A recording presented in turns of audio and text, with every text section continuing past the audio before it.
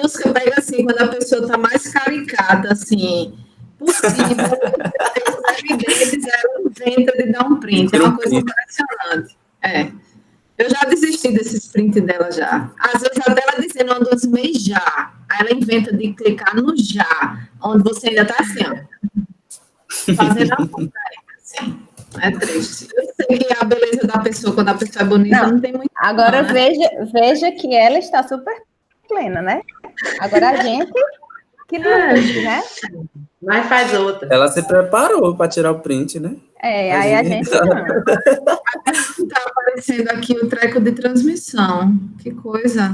Deixa eu ver aqui. E tem o linkzinho lá. Eu olhei agora no agenda. Tem um outro link também, que é o da transmissão, que foi o que eu mandei pro povo. Usa esse, então. O pessoal que tá falando comigo no WhatsApp dizendo que não conseguiu entrar. Porque ainda não tá. Como não tiver. Ó, eu vou enviar aqui no chat o link. Ativa a legenda, formar problema. Compartilhado para o stream. É como se a opção tivesse bichada.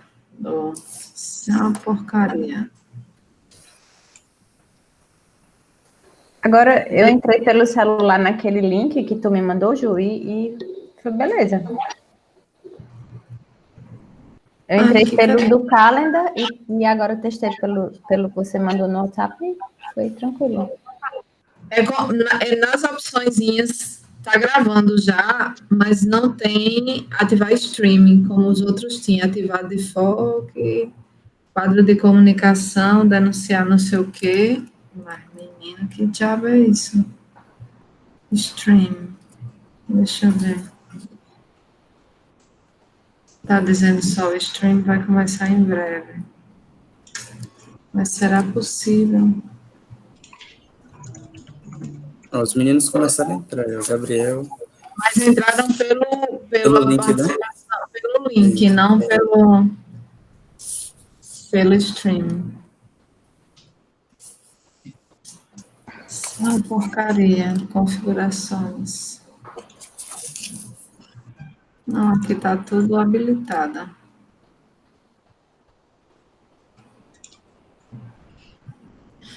Para a tua compartilhamento, só para eu ver se isso influenciou alguma coisa, Lucas, por favor. Vou parar aqui. Só para ver se Oi? nos fundinhos lá. A gente está tentando ajeitar aqui o link. Não tem problema. Vou mentir, não. Eu estava bem nervoso, viu? Pronto, agora você já tinha apresentado. Bem-vindo ao Gustavo. Tão gentil, esse olhar tão gentil de Gustavo. Ô, minha gente, acabe logo essa pandemia que eu não aguento mais, não. Eu quero gente. Pessoas, né? Ó, fiquem aí na reunião. Eu vou entrar e sair para ver se é alguma coisa minha, certo? Porque nos pontinhos lá aparece tudo, menos a opção de eu abrir a stream. Será que esse recurso deixou de existir, hein? Por conta da mudança que teve do Meet? Vi lá, estava fazendo. Agora não sei se era pelo Meet, né? Também não sei não se era pelo Meet. Porque aqui também não aparece nada para mim. Eu entrei pelo link da agenda. Mas é só quem vê, quem abre a sala, não? Eu vou fazer esse teste. Eu vou sair e entrar. Se não rolar, a gente faz sem transmissão e vocês... Qualquer coisa a gente faz um Google aqui. Como fazer stream. No bichado, viu? Já gostei. De qualquer forma, a gente pode compartilhar o link da reunião. E aí, quem estiver disponível para assistir, pode acessar por esse link. Aí eu já mando nos grupos aqui. Deixa eu só fazer esse teste. Eu vou sair e já chego. Deixa eu ver se ninguém cai. Pode ser que todo mundo caia, porque eu abri e não sei. Vamos ver.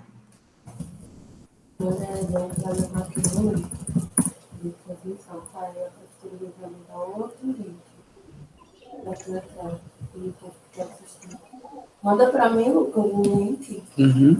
Claro.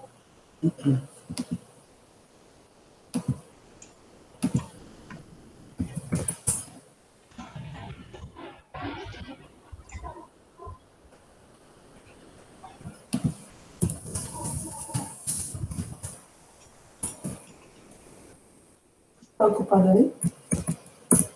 Ei, Gustavo, tu que tá aí, deve estar ouvindo, deve estar me ouvindo. Tu tá sabendo que o CBE vai ser na casa de Usca, né? Manda o link para mim. Tu só precisa andar 3 blocos. E é. Rapaz, Nada disso. Usca publicou 30 artigos só no CBE, né? Não, só foi Já 2. mandei, O amor. CBE foi A contagem total deve estar... Eu parei quando eu cheguei em 120, só tá errado, 2020. que era para ter tido de Gabriel também, né? Não Gabriel, e passaram a perna na gente, era para ter sido 3, mas só foi 2. Mas Eu acho que Gabriel você- vai para o RBIE. Você A revista. deveria virar a mesa. Isso é um absurdo. Você é dona do CBIE e Gabriel não tá lá. Vira essa mesa.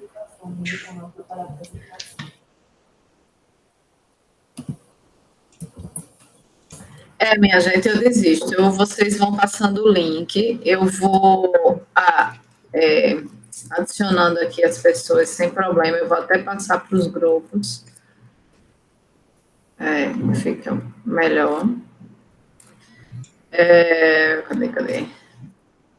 Sim, e a gente pode começar. Tem problema, Lucas, a gente começar? Não, eu só enviar aqui para Pronto. minha mãe. Manda para a manhinha para ver que o filho dela é sabido. Que ela tá aqui.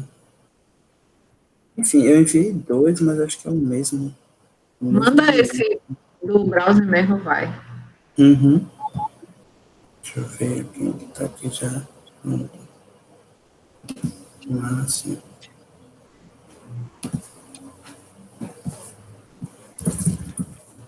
Aí você pode compartilhar, quando disser ok, a gente começa. Ok, só.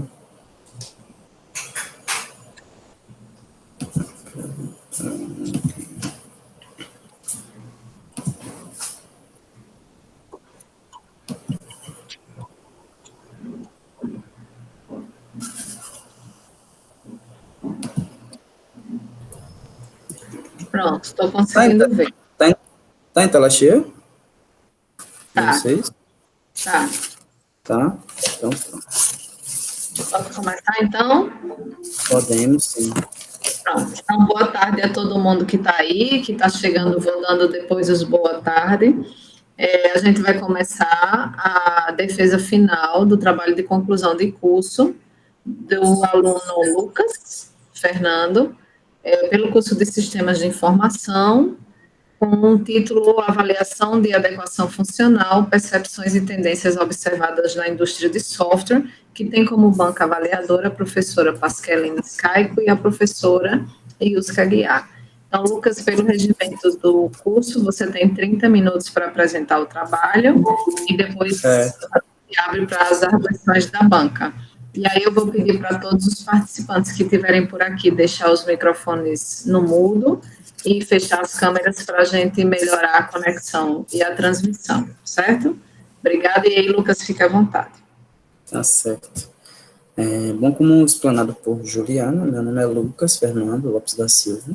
Eu vou apresentar minha defesa de TCC, né, que foi o meu trabalho, meu artigo científico intitulado Avaliação de Adequação Funcional, Percepções e Tendências Observadas na Indústria de Software.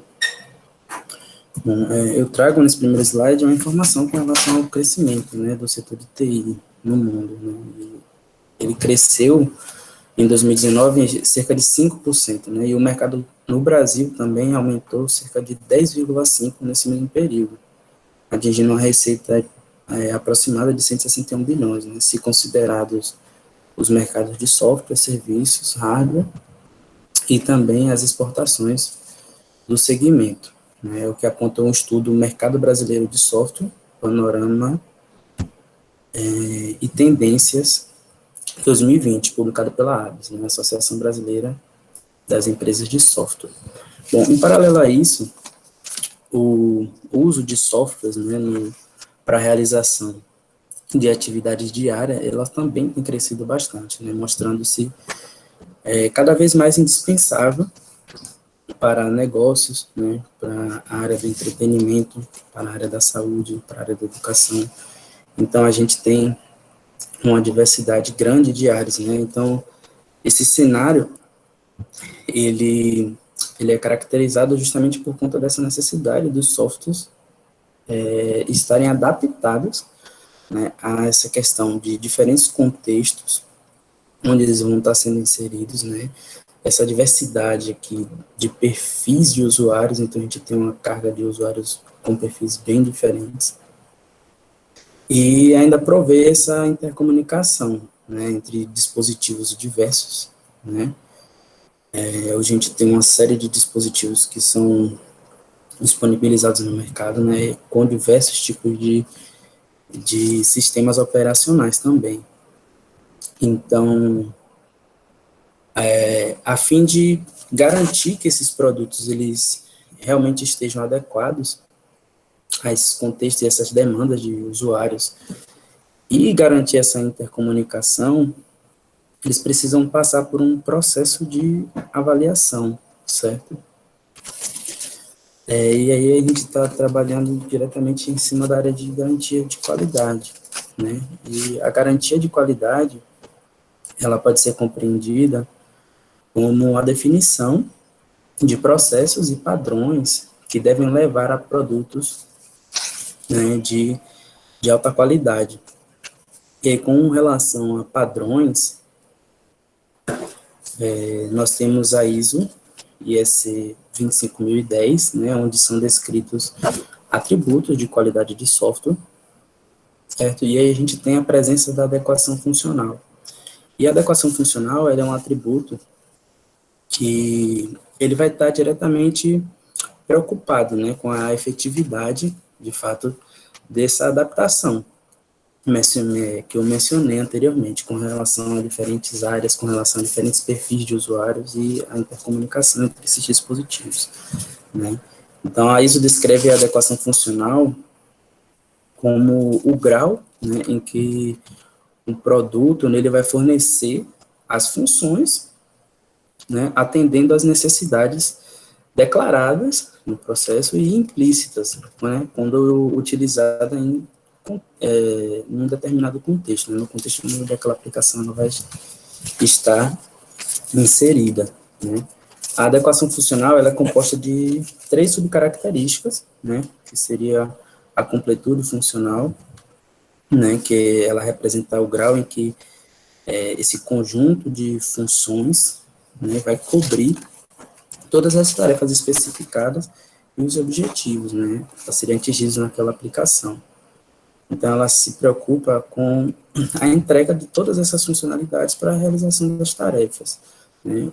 A corretude funcional, ela está diretamente relacionada ao fornecimento correto desses resultados, né. Então, essas funções, elas precisam ser entregues, mas elas precisam ser entregues de forma que os resultados eles sejam corretos, né, e possuam um grau de precisão.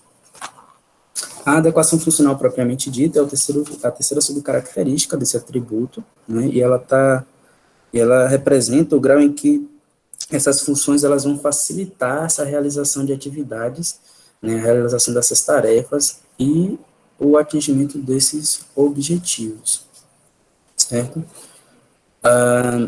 Com relação aos padrões, né, nós temos o exemplo desse atributo, mas com relação aos processos, né, a ISO ela se preocupa em trazer para a gente o que é que precisa ser observado, né, o que a gente precisa analisar ali, mas com relação a aspectos práticos, né, com relação à implantação de um processo, por exemplo, para análise desse atributo, ele não é expresso de uma forma, não é expresso de maneira discriminável, né? Então, a gente não consegue ter de forma explícita ali como é que é possível observar esse atributo na prática.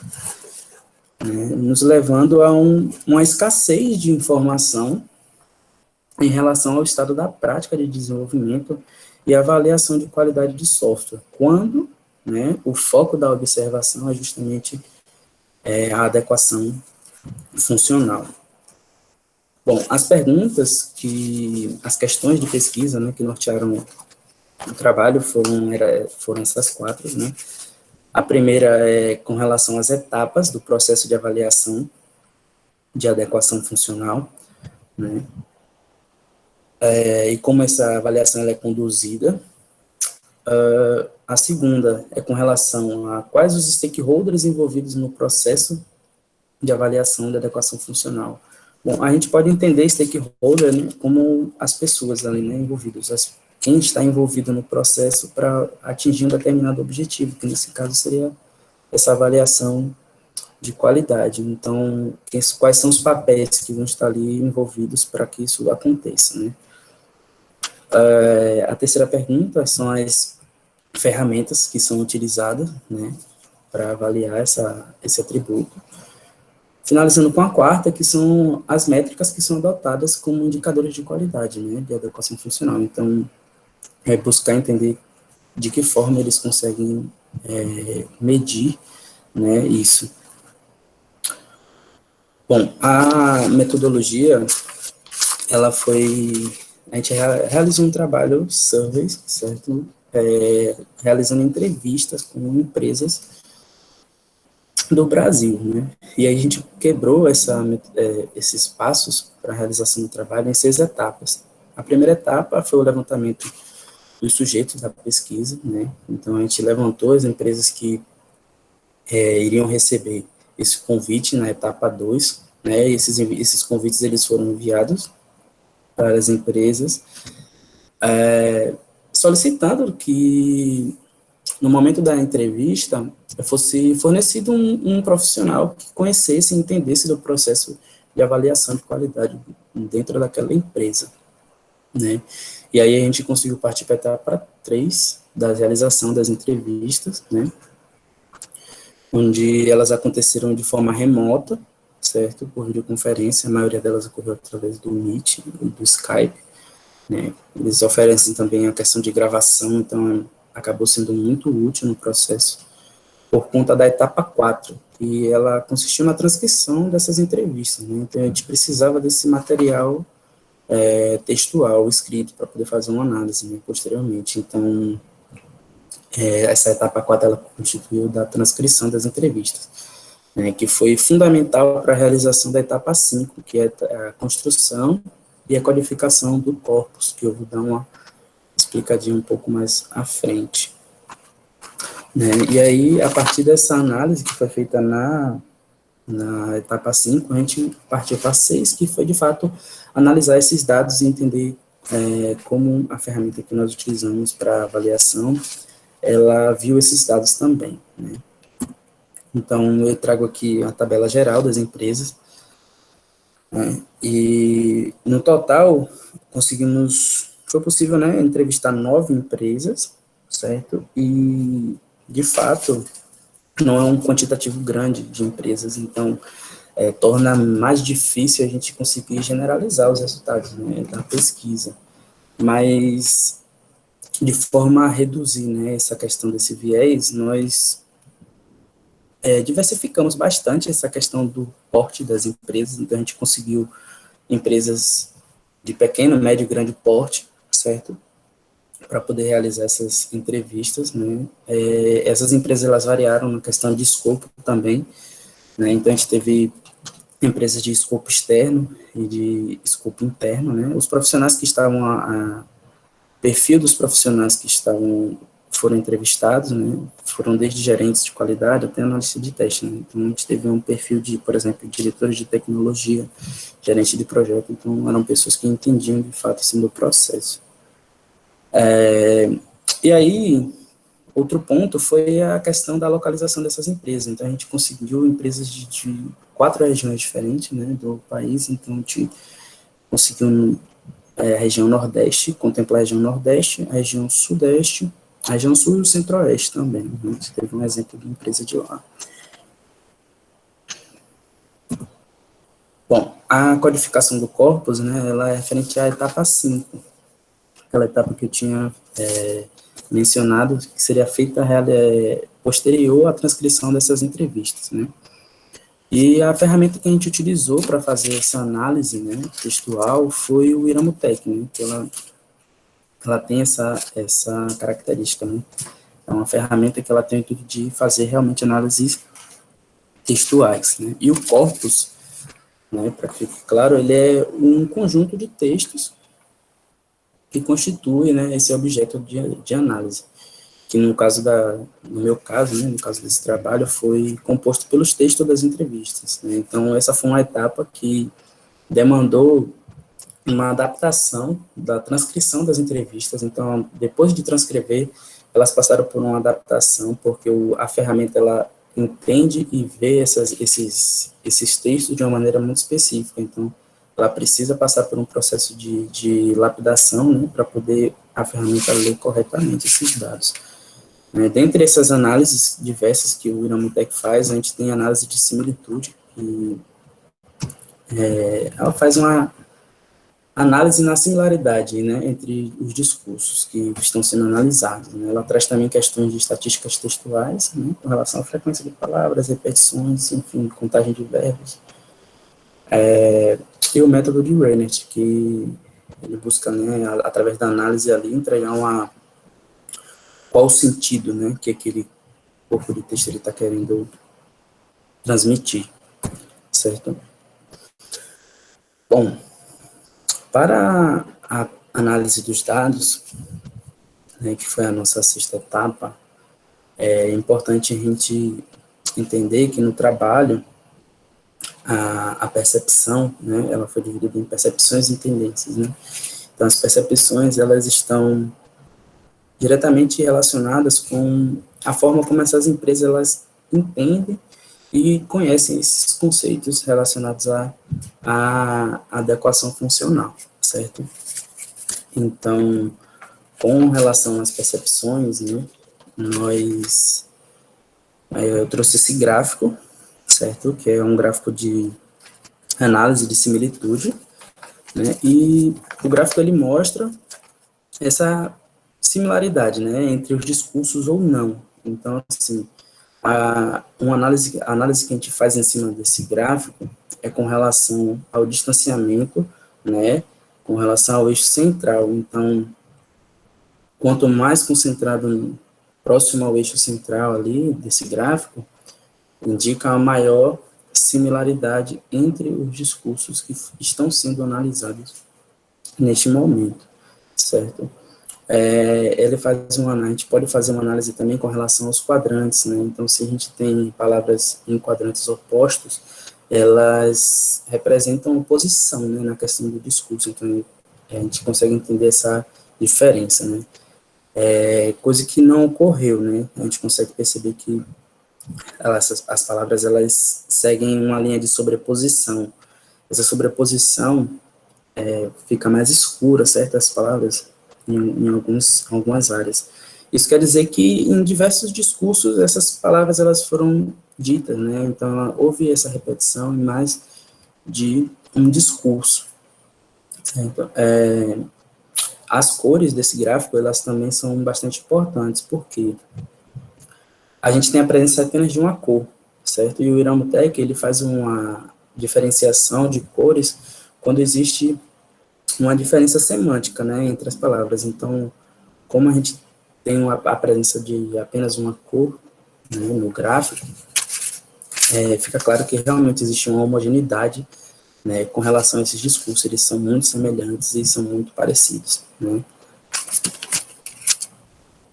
Bom, esse outro gráfico é também com relação às percepções, né, com relação aos conceitos da adequação funcional, mas a gente traz uma representação visual um pouco diferente, né. Nessa figura aqui, a ferramenta, ela fornece a representação sobre o entendimento acerca dos conceitos relacionados à adequação funcional, né.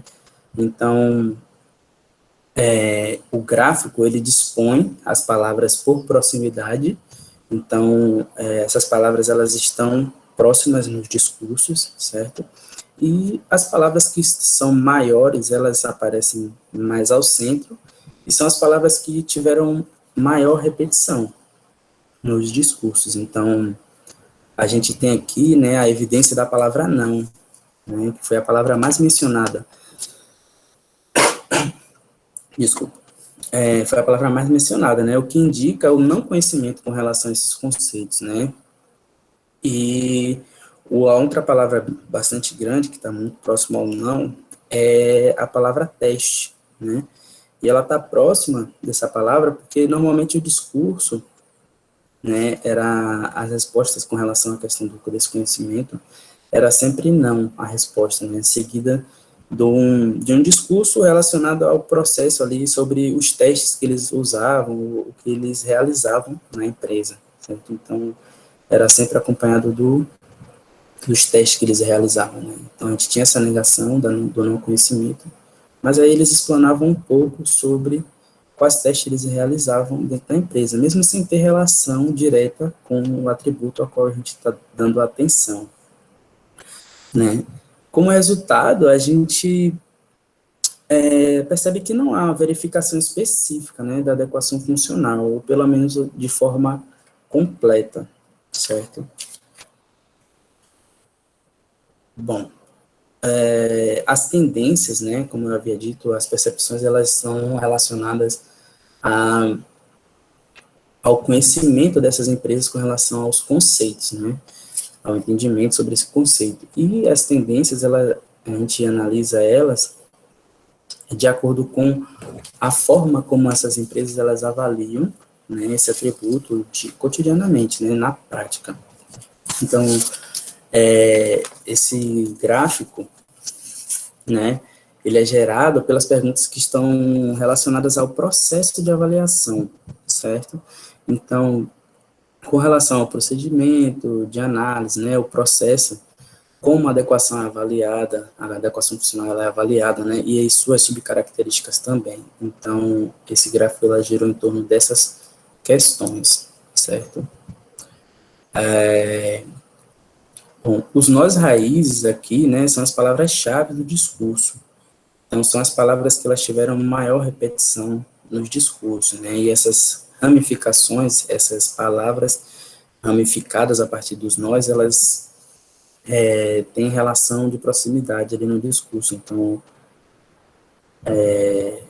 elas estão associadas, né, a essas palavras nós, né, as palavras-chave, né, e a gente tem como nó principal a palavra teste, a palavra não e o product owner, né, o product owner, ele é, de forma geral, ele é a pessoa na empresa que faz a interface entre o cliente e a empresa, né, então ele é o funcionário ali da empresa que vai estar preocupado com a regra do negócio, que vai entender, de fato, o problema ali do cliente e fazer essa interface entre a empresa, né, a equipe de desenvolvimento e o restante dos stakeholders, certo?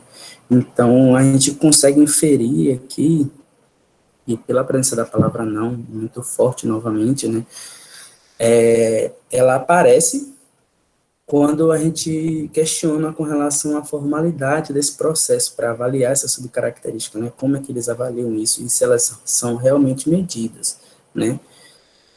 De forma geral, né, não existe uma formalidade, né, para poder avaliar esse atributo especificamente, mas foi possível perceber que a adequação funcional ela é contemplada das subcaracterísticas nas avaliações da completude e a corretude. Então, essas empresas, elas, mesmo sem essa formalidade do processo, elas ainda assim avaliam, né, de certa forma, a completude, né, e a corretude funcional, né, e elas são avaliadas, né, pelos discursos, normalmente, através de testes unitários, testes de validação, testes funcionais. Então, é por isso que existe essa ligação muito forte aqui entre a palavra não e a palavra teste, né, justamente por conta desse discurso muito próximo. Esse papel envolvido, né, o PO, um apelidado PO, fica mais tranquilo da gente entender, ele aparece na maioria dos discursos das empresas. Então, ele mostrou-se ser um dos papéis, né, ser um dos stakeholders que tem uma importância muito grande dentro do processo inteiro de avaliação de qualidade, certo? De forma geral. É importante também a gente lembrar que, assim, os testes que são realizados, né, para verificar essas subcaracterísticas de adequação funcional, elas deveriam ocorrer antes, né, de teste de usabilidade, por exemplo, né, pois são testes que eles dispensam essa questão da interação com o usuário, né, a real questão é que esses testes eles são feitos a fim de minimizar uma possível frustração, né, no momento de um teste, por exemplo, de usabilidade, ou quando chega ao usuário, né, de fato. Então, esses testes eles devem ser realizados antes de teste de usabilidade, por exemplo. Certo? Com relação aos stakeholders envolvidos, né, a ferramenta, ela mostra, né, nos nós principais, o PO, novamente, né, a palavra time, né, foi uma das palavras que foram bem mais repetidas, assim, no processo, então, ela está relacionada com o time de testes, com o time de avaliação de qualidade, certo? E os analistas de testes, eles aparecem aqui, né, no gráfico, bem como os desenvolvedores também. Então, a gente consegue perceber que não só o PO tem esse papel importante no processo, né, mas a questão de desenvolvedores, os analistas de testes e o time de avaliação de qualidade, eles também se mostram presentes nesse processo. Bom, o cliente aqui, ele aparece, mas ele apareceu bem pouco nos discursos das empresas, né? Algumas delas acabam utilizando o cliente no processo para validar, né, as funcionalidades. Então, ele acabou aparecendo também no gráfico.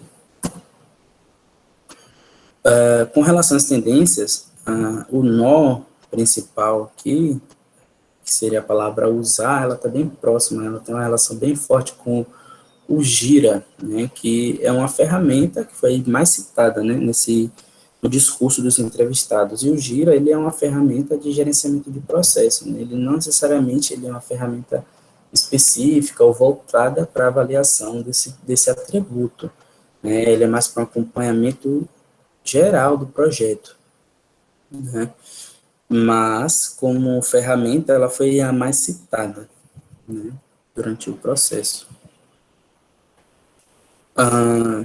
Com relação aos indicadores e métricas, né, a gente tem os nós principais sendo usar, né, não e métrica. Então, a gente consegue inferir que as empresas elas não usam métricas, né, para avaliar esse atributo, né. Então, a gente percebe também aqui que existe a presença do Sonar, né, que é uma ferramenta, o Sonar Cube, para cobertura de teste. E ele tem umas métricas relacionadas a essa cobertura, né, de testes que foram realizados.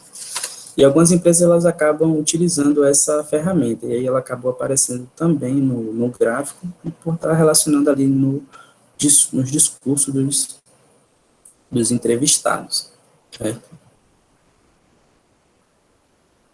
Bom, para concluir, né, para fechar,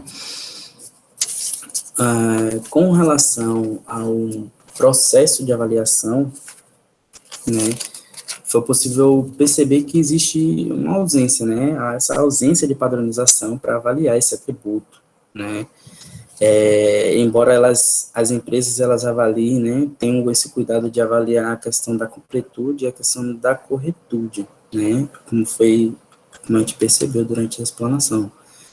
E aí, por questões de complexidade e custo envolvidos, né, ao avaliar a adequação funcional propriamente dita, foi uma das subcaracterísticas que não foram contempladas no processo. Então, a gente conseguiu perceber que elas têm essa preocupação com a corretude e com a completude, mas a adequação funcional propriamente dita, ela às vezes não é avaliada, né? Quando avaliada é com relação ao subentendimento. Se a gente entregou a completude, entregou a corretude, a gente subentende que a adequação funcional propriamente dita, ela foi contemplada nesse processo, né? E os testes unitários, os testes funcionais e os testes de validação são os mais citados quando estão sendo avaliadas a questão tanto da completude quanto da corretude no processo. Os stakeholders, né, a gente conseguiu fazer esse levantamento da equipe de desenvolvimento, né, que está presente, né, nesse processo de avaliação, bem relacionado às vezes com os testes unitários, né, algumas empresas elas solicitam sempre da equipe de desenvolvimento, então elas acabou aparecendo bastante nesse discurso, e aí a gente tem a presença também dos analistas de teste, né, do time, né, da equipe de avaliação de qualidade, e do PO como um dos papéis-chave, né, tanto no processo em si, quanto nessa questão dessa avaliação que eles fazem, mesmo que incompleta, né, da avaliação da adequação funcional.